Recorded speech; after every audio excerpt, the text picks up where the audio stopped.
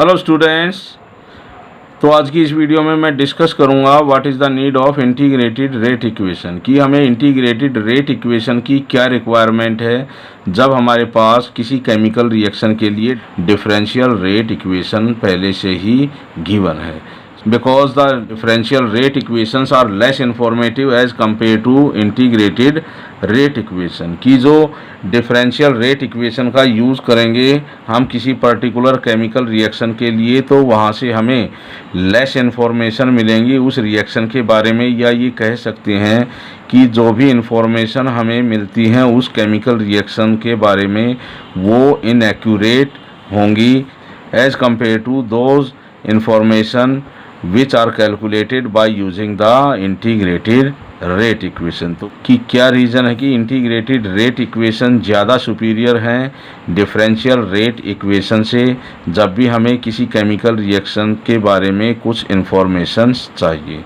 So one by one मैं इस पूरी वीडियो में हर पॉइंट को क्लियर करूंगा, जिसके बाद हमें पता चल जाएगा कि इंटीग्रेटेड रेट इक्वेशन ज़्यादा इंफॉर्मेटिव होगी किसी भी रिएक्शन के लिए as compared to their differential rate equation. So the first point is we can not calculate the accurate value of instantaneous rate of reaction from the slope of tangent from a graph which is plotted between concentration of reactant और product with time. तो जिस तरह से हमने instantaneous और average rate of reaction find out की थी किसी पर्टिकुलर ग्राफ से, और उस ग्राफ को प्लॉट किया था हमने with the concentration of reactant और प्रोडक्ट विद टाइम, तो वहाँ पर हम उस केमिकल रिएक्शन के लिए instantaneous rate of reaction calculate करते हैं उस कर्व के टेंजेंट के स्लोप से, और इसके लिए हम यूज़ करते हैं उस केमिकल रिएक्शन की डिफरेंशियल रेट इक्वेशन को। तो जब हम डिफरेंशियल रेट इक्वेशन की हेल्प से instantaneous rate of reaction find out करेंगे by the slope of tangent, तो उस केस में हमें उस केमिकल रिएक्शन की इंस्टेंटेनियस रेट ऑफ रिएक्शन की एक्यूरेट वैल्यू नहीं मिलती। तो इसलिए हम डिफरेंशियल रेट इक्वेशन का यूज़ नहीं करेंगे किसी भी केमिकल रिएक्शन की इंस्टेंटेनियस रेट ऑफ रिएक्शन को कैलकुलेट करने के लिए। And the second point is we can not calculate the accurate value of order of reaction by using the differential rate equation for a particular reaction. तो हम differential rate equation का use करके किसी भी chemical reaction के लिए accurate order of reaction भी find out नहीं कर सकते।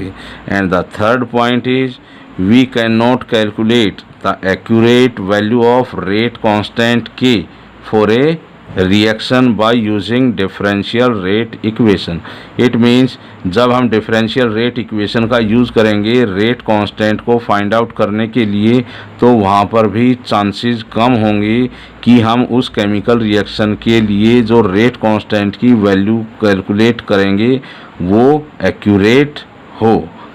And the fourth point is we cannot calculate the half life period which is represented by T1/2 of a reaction। तो डिफरेंशियल रेट इक्वेशन का use करके हम किसी भी केमिकल रिएक्शन के हाफ लाइफ पीरियड को कैलकुलेट नहीं कर सकते, क्योंकि जो हाफ लाइफ पीरियड का जो कंसेप्ट है that is not applicable to differential rate equation. And the fifth point is we cannot calculate the amount of reactant left after time t। तो डिफरेंशियल रेट इक्वेशन का use करके हम find out नहीं कर सकते कि किसी पर्टिकुलर टाइम इंटरवल के बाद कितनी अमाउंट उस रिएक्टेंट की बच जाएगी उस रिएक्शन मिक्सचर में।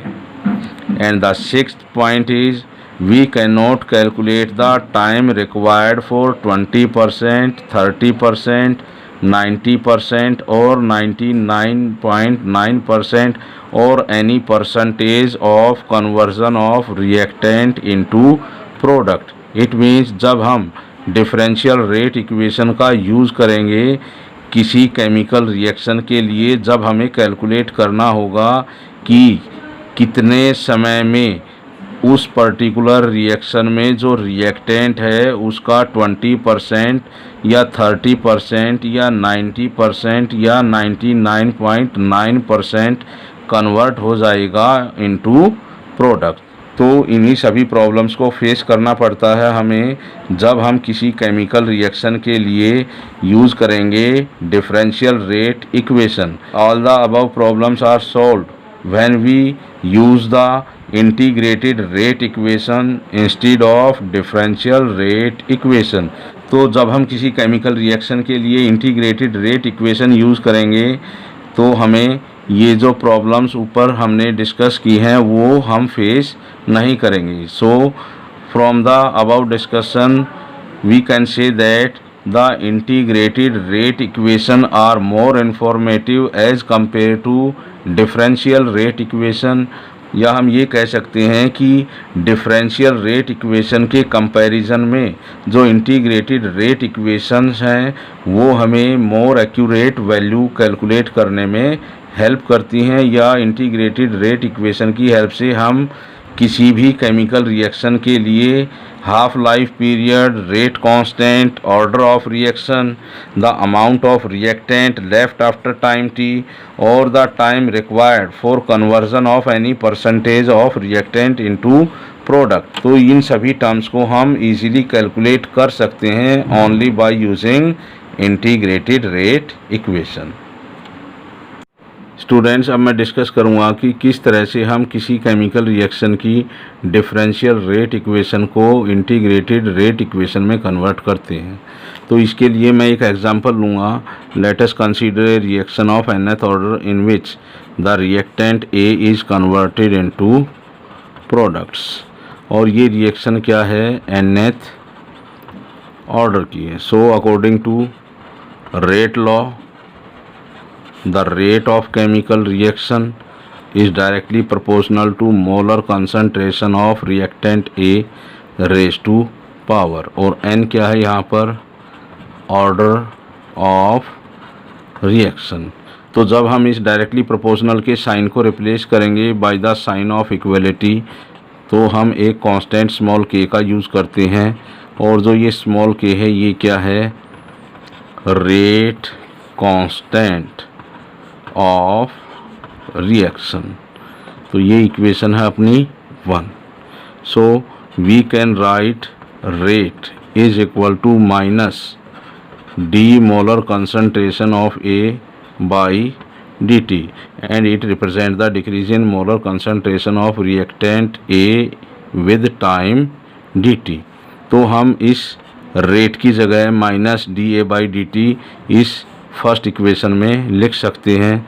तो minus DA by dt is equal to rate is equal to K molar concentration of A raise to power n। तो यही जो हमारी इक्वेशन है इसी का हम यूज़ करेंगे for conversion of differential rate equation into integrated rate equation. तो किस तरह से करेंगे, थोड़ा सा रीअरेंजमेंट करना होगा हमें इस सेकंड इक्वेशन में।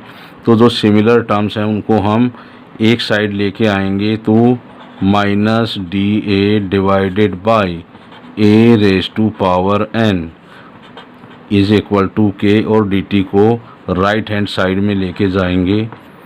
तो ये जो इक्वेशन है ये एक डिफरेंशियल रेट इक्वेशन है और इसी को जब हम इंटीग्रेट करेंगे तो हमें उस nth ऑर्डर की केमिकल रिएक्शन के लिए इंटीग्रेटेड रेट इक्वेशन मिल जाएगी। तो किस तरह से करेंगे, तो -1 से हम बोथ साइड्स मल्टीप्लाई करेंगे तो हमें इक्वेशन मिल जाएगी DA by A raise to power n is equal to minus K into dt। Now integrating both sides। और जब हम इंटीग्रेट करते हैं दोनों साइड, बोथ साइड्स इंटीग्रेशन करने के बाद हमें इस तरह की इक्वेशन मिल जाएगी इंटीग्रेशन K into dt। और K क्या है, यहाँ पर कांस्टेंट है तो इस तरह से हम लिख सकते हैं माइनस के इंटीग्रेशन dt। तो जो फाइनल इक्वेशन होगी जिससे हमें इंटीग्रेटेड रेट इक्वेशन मिलेगी किसी पर्टिकुलर केमिकल रिएक्शन के लिए जो nth ऑर्डर की होगी, वो क्या रहेगी, माइनस के dt। तो जब हम इस इक्वेशन को सॉल्व करेंगे तो हमें मिल जाएगी integrated rate equation for nth order reaction. तो इस तरह से हम किसी भी केमिकल रिएक्शन की डिफरेंशियल रेट इक्वेशन को इंटीग्रेटेड रेट इक्वेशन की फॉर्म में कन्वर्ट कर सकते हैं।